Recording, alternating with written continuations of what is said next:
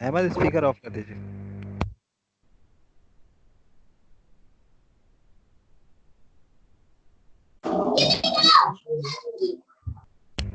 हम ना speaker of कर दीजिए।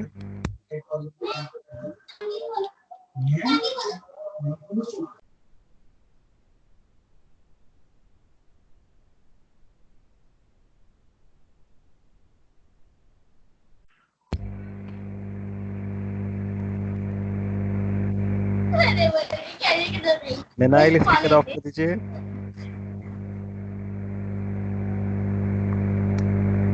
चलें, लोग ज्वाइन करते रहेंगे। थोड़ा सा ऑर्गन्स के लिहाज से बात कर लेते हैं। फॉर एग्जांपल अगर हम बात करें ड्यूडेनम की, तो आपको पता है उसके फर्स्ट पार्ट है, सेकंड पार्ट है, थर्ड पार्ट है और फोर्थ पार्ट है। तो ईच एंड एवरी पार्ट के हमें रिलेशंस पता होने चाहिए कि अगर फर्स्ट पार्ट है तो उसके एंटीरियर रिलेशन क्या है, पोस्टीरियर रिलेशंस क्या हैं। तो इसी तरह से चारों पार्ट्स के आपको रिलेशन पता होने चाहिए। फिर इसी तरह से अगर हम पेंक्रियास की बात करें तो आपको पता होना चाहिए कि उसका एक हेड होता है, उसकी एक नेक होती है, उसकी एक टेल होती है, बॉडी होती है। अब आ रही बेटा आवाज़? हेलो, आवाज़ आ रही है महानूर आपको? खैर, तो पेंक्रियास की मैं बात कर रहा था। पेंक्रियास का जो हेड है, इंटरेस्टिंगली अगर हम, जाहिर है आपने ड्यूडेनम भी पढ़ लिया, बहुत सारे स्ट्रक्चर पढ़ चुके हैं, तो it is encircled by parts of duodenum.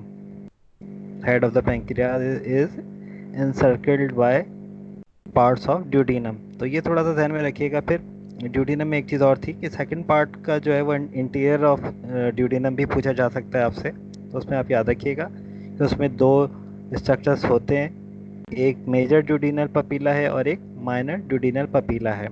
फिर आपसे कोई ये भी पूछ सकता है कि माइनर ड्यूडेनल पपीला जो है उसमें किस चीज़ की ओपनिंग होती है, तो उसका आपको जवाब पता ही है कि उसमें एसेसरी पेंक्रेयाटिक डक्ट की ओपनिंग होती है। फिर कोई आपसे जैसे कोई पूछे, ग्रैंड वाइवा हो या शॉर्ट वाइवा, कि जो मेजर ड्यूडेनल पपीला है उसमें किस चीज़ की ओपनिंग होती है, तो बेटा स्पीकर ऑफ कर दीजिए। हेलो, जो भी बाद में ज्वाइन जिन्होंने किया वो स्पीकर ऑफ कर दें अपना।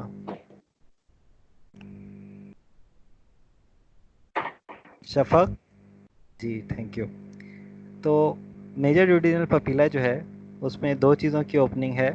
एक तो मेन पेंक्रियाटिक डक्ट ओपन हो रही है और दूसरी बाइल डक्ट ओपन हो रही है।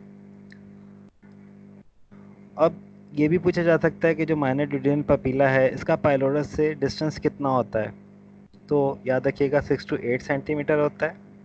अच्छा, इसी तरह से कोई आपसे ये पूछ ले कि मेजर ड्यूडेनल पपीला का distance from the pyloric end of stomach कितना होता है, तो उसका भी आपको डिस्टेंस पता है, वो 8 to 10 सेंटीमीटर होता है।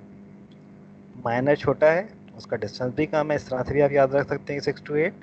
और मेजर जो है बड़ा है वो 8 to 10 सेंटीमीटर। अच्छा, इतना इम्पोर्टेंस क्यों देते हैं, कोई आपसे पूछ ले ग्रैंड वाइवा के लिहाज से या शॉर्ट वाइवा के लिहाज से कि फ़ायदा क्या है इसका, तो जो हम डिफरेंट विजुअल कैमराज वगैरह क्लिनिकल के लिहाज से बॉडी में डालते हैं, तो हमें ये डिस्टेंस बहुत काम आते हैं। ठीक है, वो थर्ड ईयर से फाइनल ईयर आप डिटेल देखेंगे कि वो कौन से मेथड्स हैं और क्या क्या हम करते हैं। Even in surgery you also learn about that. तो अभी तक ये याद रखिएगा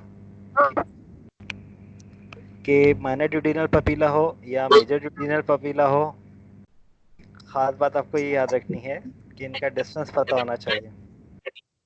जुबैर बेटा स्पीकर ऑफ कीजिएगा अपना। जुबैर स्पीकर ऑफ कर दीजिए। स्पीकर कैसे ऑफ करना? 1 मिनट सर, कर रहा हूँ।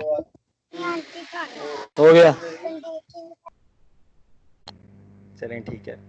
तो मैं आपको ये बता रहा था कि जो माइनर ड्यूडेनल पपीला है और मेजर ड्यूडेनल पपीला, उसके डिस्टेंस की भी अहमियत है। खैर, अब कोई आपसे पूछे कि बाइल डक्ट जो है मेन पेंक्रियाटिक डक्ट के साथ मिलके भी ओपन होती है मेजर ड्यूडेनल पपीला पे, सेकंड पार्ट ऑफ ड्यूडेनम में दोनों चीज़ें हैं, तो कोई आपसे ये भी पूछ सकता है कि बाइल डक्ट कैसे बनती है, या ये दोनों मिलके अगर ओपन हो रही हैं तो ये किस तरह से हो रहा है। तो उसके लिए आपको ये बटन से बाद में खेल लीजिएगा, अभी स्पीकर बस आप वो कर लीजिए, ठीक है, रिकॉर्डिंग में कर रहा हूँ। तो हमें ये याद रखना है बेसिकली कि एक तो डिस्टेंस की इम्पोर्टेंस है, दूसरा ये बाइल फॉर्मेशन किस तरह से होती है, कहाँ होती है, और उसका पूरा सिस्टम किस तरह से चलता है। तो ये याद रखिएगा कि bile is found in the liver and stored in the gall bladder. अच्छा, पोर्टा हेपेटिस पे हमने पिछले लेक्चर में भी थोड़ी सी बात की थी।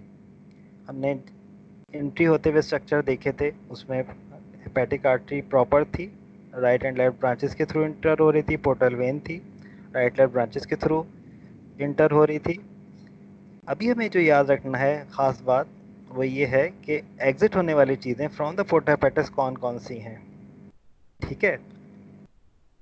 तो उसके अंदर बाइल डक्ट से भी पहले हमें पता है कि right lobe of the liver से राइट हेपेटिक डक्ट निकलेगी और left lobe of the liver से, हेलो अब आ रही बेटा clear, left lobe of the liver से लेफ्ट हेपेटिक डक्ट निकलेगी।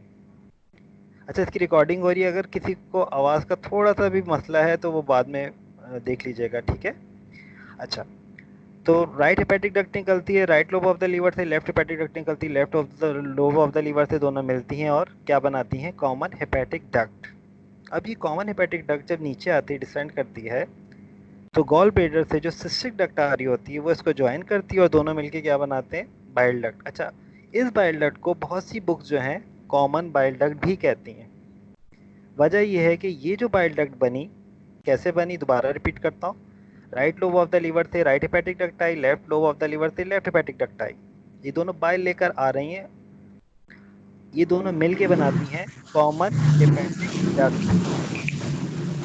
बेटा स्पीकर ऑफ कीजिएगा तंजीला, तंजीला स्पीकर ऑफ कर दीजिए बेटा।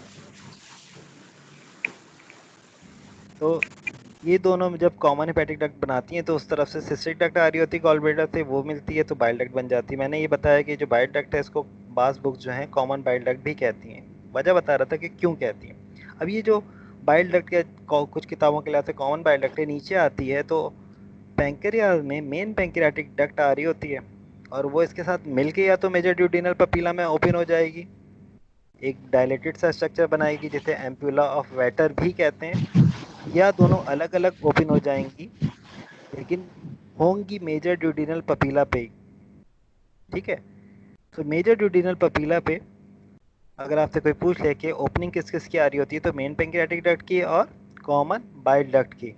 अब ये बाइल डक्ट या तो मेन पेंक्रियाटिक डक्ट के साथ मिलके कॉमनली ओपन हो जाए या अलग अलग ओपन हो जाए, तो ये ऑब्जेक्ट टू ऑब्जेक्ट, इंसान टू इंसान कह लें, ये वेरिएशंस हो सकते हैं, लेकिन हमें इससे कोई कंसर्न नहीं, हमें पता होना चाहिए। अब कोई आपसे पूछ ले मेन पेंक्रियाटिक डक्ट क्या लेकर आ रही होती है, बेटा स्पीकर ऑफ कर दीजिए, तंजीला बेटा स्पीकर ऑफ कर दीजिए।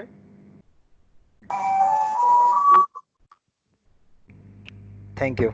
तो हमें ये याद रखना है कि मेजर ड्यूडिनल पपीला पे पैंक्रियाटिक जूस भी आ रहा है और बाइल जूसेस भी आ रहे हैं, ठीक है। तो ये हमने बात कर ली interior of the second part of duodenum. अच्छा, पैंक्रियास का जो मैंने पहले बताया था, पैंक्रियास के फर्दर बता दूं, अगर इसका स्ट्रक्चर देखें तो ये इन्वर्टेड सिगार शेप है, शेप के लिहाज से। अच्छा, हिस्टोलॉजी के लिहाज से देखें तो ये लोब्यूलेटेड स्ट्रक्चर है, पिंकिश सा लोब्यूलेटेड स्ट्रक्चर है पैंक्रियास के। बेटा जिसका भी स्पीकर ऑन है वो ऑफ कर दे। तो पैंक्रियास लोब्यूलेटेड स्ट्रक्चर है, पैंक्रियास का कोई आपसे काम पूछ ले तो ये एंडोक्राइन स्ट्रक्चर भी है और एक्सोक्राइन स्ट्रक्चर भी है। एंडोक्राइन वो ग्लैंड होते हैं जिनके पास अपनी डक्ट नहीं होती। तो पैंक्रियास का सबसे इंपॉर्टेंट डायबिटीज़ के लिहाज से भी आपको पता है, बीटा सेल्स होते हैं। वैसे तो बहुत से सेल्स हैं, अल्फा है, बीटा है, गामा है, लेकिन जो ख़ास बात आपको याद रखनी है वो डायबिटीज़ के लिहाज से कि beta cells of the pancreas, और ये फंक्शन जो है वो इंसुलिन बनाते हैं, ठीक है। खैर, अगर पेंक्रियास का कोई आपसे एक्सोक्राइन फंक्शन, यानी वो एक्सोक्राइन वो ग्लैंड होते हैं जिनके पास अपनी डक्ट होती है, वो पूछ ले तो वो पैंक्रियाटिक जूस है जो डाइजेस्टिव एंजाइम्स लेकर आता है और पोर कर देता है सेकंड पार्ट ऑफ ड्यूडेनम में, ठीक है। अच्छा, क्लिनिकल के लिहाज से एक बात और इम्पॉर्टेंट याद रखनी है आपको कि जो अल्सर होते हैं, जो पेप्टिक अल्सर कहलाते हैं। उसमें दो तरह के हैं, एक मैदे का अल्सर या गैस्ट्रिक अल्सर और ड्यूटीनम का अल्सर, तो उसको हम ड्यूटीनल अल्सर कहते हैं, और कंबाइंड टुगेदर कंडीशन कहलाती है पेप्टिक अल्सर।